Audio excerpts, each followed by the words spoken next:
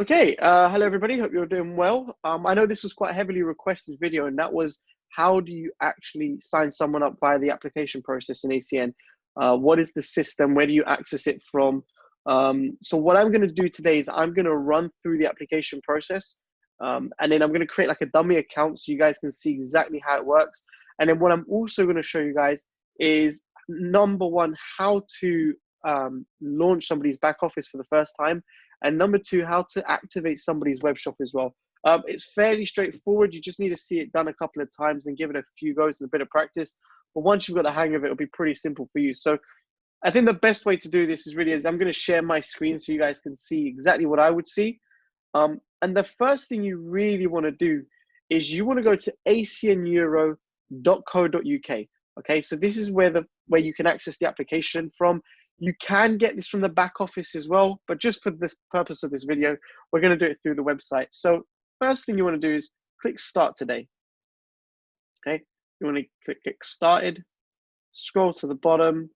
Now, some people might want to read the terms and conditions. I've never really experienced anybody who wants to do that, but it is there for them, and they can access that later on as well if they wish to. Okay, so first thing we want to do is typically I leave this field as it is under individual, and IBO, it's the only option you can have. So the first thing we really want to ask them is their surname. That's the first part of the application. So I'm going to create, as I mentioned, a dummy account. So we're going to call them John Smith. Okay, date of birth, 1st of January. Also remember, guys, is they have to be over the age of 18 to be a part of the business. Okay, you can keep this field blank, the VAT register and the VAT number, that can stay blank.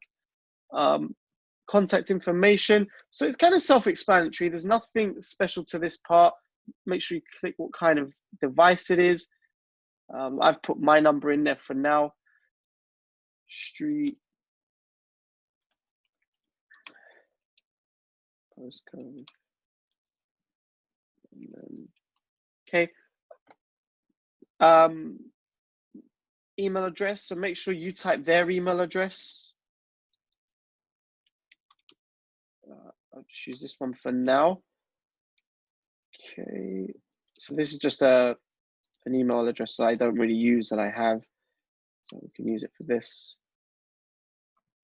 Okay. The main thing really here, under sponsor team ID number, this is where you want to write the sponsor's IBO number. So what I mean by sponsor is the person that the new prospect is going under. Okay, so if the person was signing under me, they were signing directly as a new leg for myself, I would put my IBO number, which is this. Okay, and it's really important that you type that correctly. There is a moment after when you click submit that it confirms the name of the sponsor. Just make sure you check that. Now, before you could proceed to the next page, you have to ensure that all of these tick boxes are ticked. Okay, and then you click next. So here we go, name Stavros Antonio, that's me, that's my IBO number. So make sure you double check it. If you're signing somebody up for somebody else, make sure their name is there, okay? Make sure this is done correctly, because then what you might risk doing is signing this individual under the wrong person. So use current, okay, that's correct. So now what's happened is that account has now been made. So this is the first stage. This first section where it's asking for the account details, what this is asking for is the account details that the individual wants to be paid into. And it's really important to remember that, because some people want to pay for their license through a different bank account and they want to receive the funds into a different one, okay? Majority of the time it's the same account, but just make sure that they are aware that this is the slide, or this is the section of the bank details where they get paid into. The information that they give here, it's actually impossible to take money out because they don't give you the long card number and they don't give the security code at the back. So I'm going to put something in here, and obviously I'm expecting this to probably go on YouTube. So this next section is going to be blocked out. I need to put something in here. So for obvious reasons, it's going to skip straight to the next slide. Okay, so once you've done that and you've clicked next, okay, so you've entered the account information that they want to be paid into and you click next, It will then take you to this process that now initiates the 7-day trial period. So what we do as a process is the application collates the information of how they would pay for the license in 7 days time. So they need to put all of their information here now. All it will do is it will take £1 out of the account, and that is to just validate that the account is legit. And then afterwards, in 7 days, it will take the remainder of the license fee. So what you need to do first is click the type of card that you'll be using. So for me, I'm just going to use a Visa card again.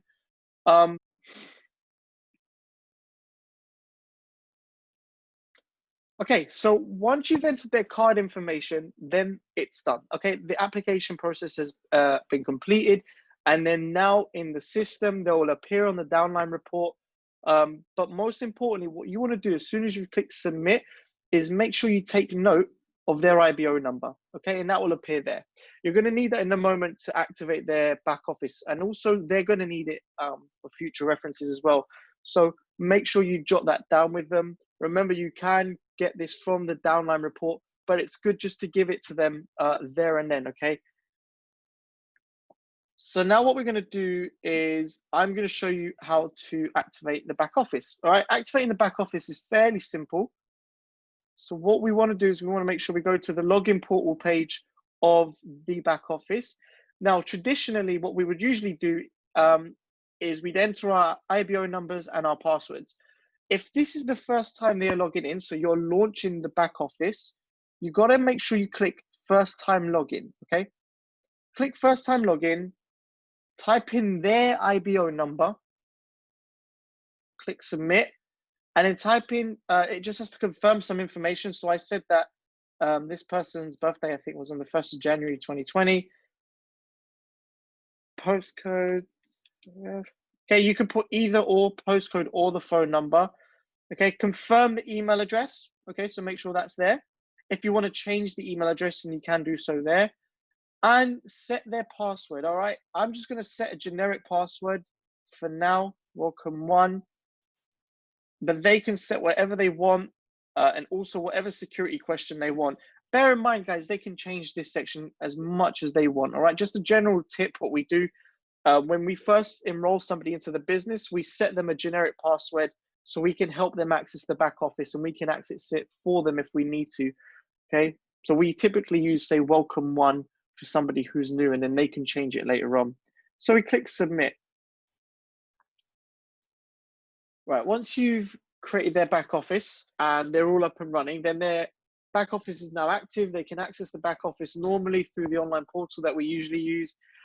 Just make sure that they have the link on where they can access the portal from. So that's acneuro.co.uk. All right, and what I get people to usually do is to save the link as one of their favorite pages. So that way they can just click on a button and they're straight there.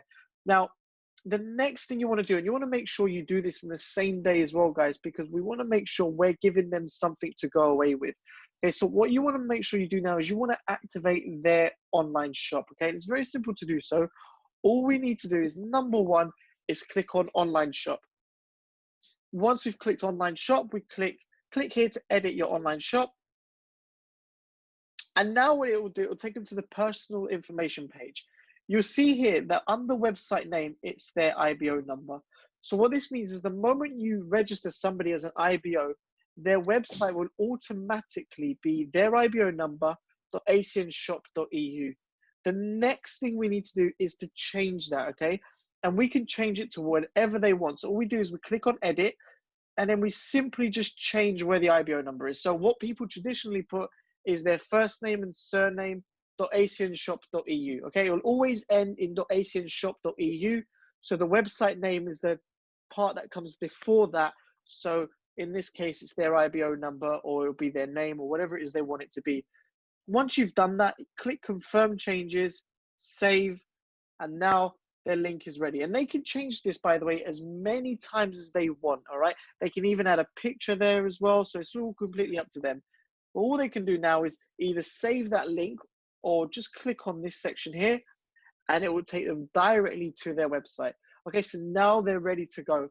Okay, and that's pretty much it. That's all it really takes to, number one, activate or register a new IBO, activate their back office, and to register their online shop.